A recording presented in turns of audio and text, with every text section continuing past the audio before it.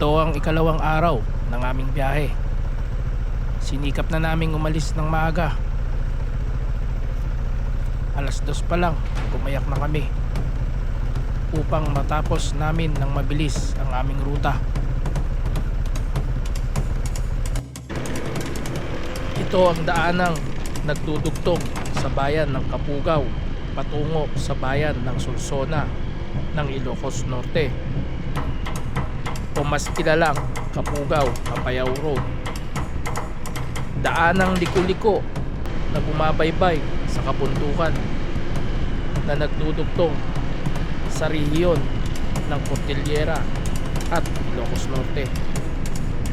Dito rin ang daan papuntang Mount Kilang, o mas kilalang Daising Mountains of the Gods.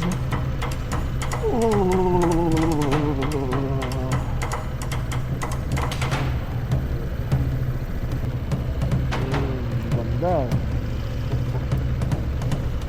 At habang binabaybay namin ang aming ruta, iba't ibang kondisyon ng daan ang aming nararanasan.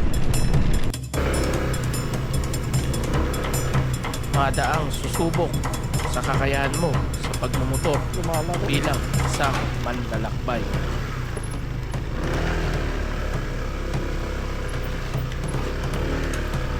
Habang tumatagal ang aming biyahe, mas lalong pahirap ng pahirap ang aming ruta. Sinasamahan pa ng makapal na hamog na halos wala na kaming makita.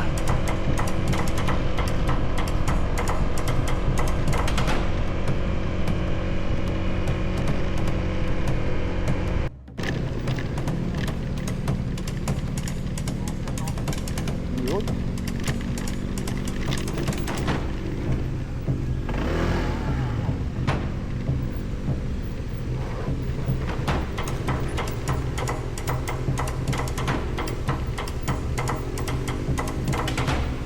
Hindi pwedeng biglang preno kasi sasayaw likod.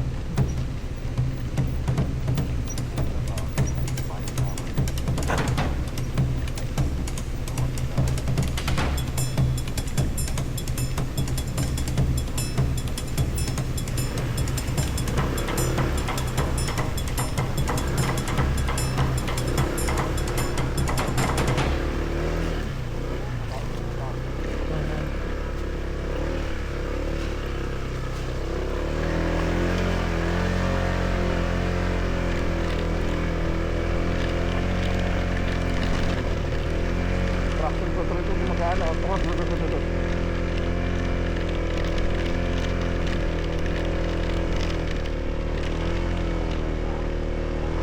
Ito ang naging kondisyon ng aming mga dinadaanan. Puro landslide dahil sa mga nakalipas na bagyo. Akala namin tapos na ang aming mga gantong klaseng daanan, pero pagdating sa Ilocos Norte, ito naman ang bumungad sa amin.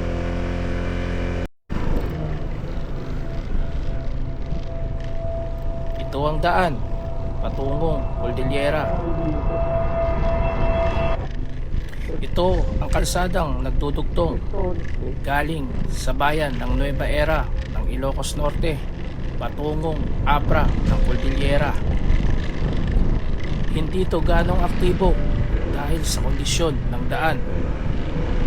Bitak-bitak, mga nag-aangatang semento at mga landslide galing sa bundok. Ang iba pa nga dito ay putol na ang kalahati ng kalsada. Kahit ganong kapangit ang daan, meron at meron pa ring bumubungad sa amin na magagandang tanawin ng luntiang kabundukan.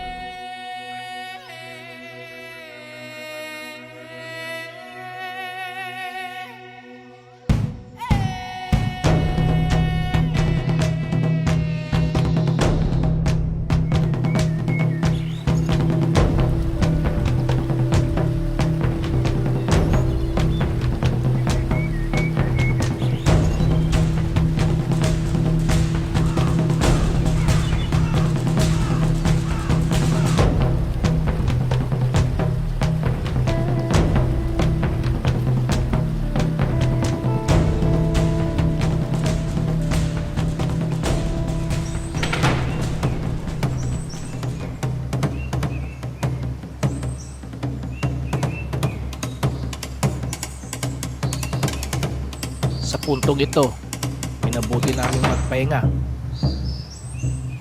at samantalahin na makita ang mga nagtatayugang bundok at ang ganda ng Pilipinas.